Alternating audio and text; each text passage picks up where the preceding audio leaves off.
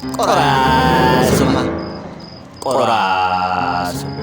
Qoraasuma jedhu. Ayyee kabajamtoota hordoftoota keenya guyyaa har'aa immoo keessummaa kabajaa tokko qabadhee isiniif dhiyaatee jira.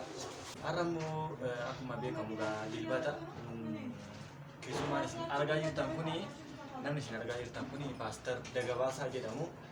Isaan isin affeeree jira.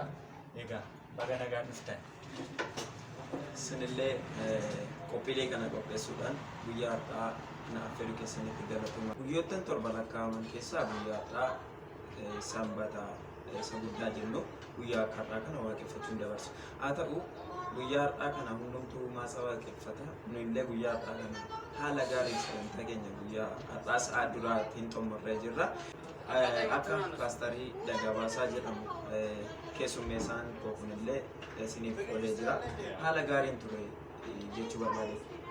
Guyyaa har'aa tajaajila addaa akkasii kennan dhagayeetiin jira. Mee tajaajila akkamii isinii kennanii har'a kun tajaajila manni baay'ee isin jaalatedhanii anumti illee kanaaf isin affeere. Mee maal jettanii mi'a hawaasa keessan barsiistan faarfannaa addaa illee kan faarfattan illee uummanni baay'eematti gammadee jira. Egaa maalidha beektu? Yeroo tajaajiltu ati waan waaqayyo sitti hime malee uummanni kana faarfadhu, kana lallabii, kana barsiisi, kana nu gorsi, kana maal ta'e yoo jedhe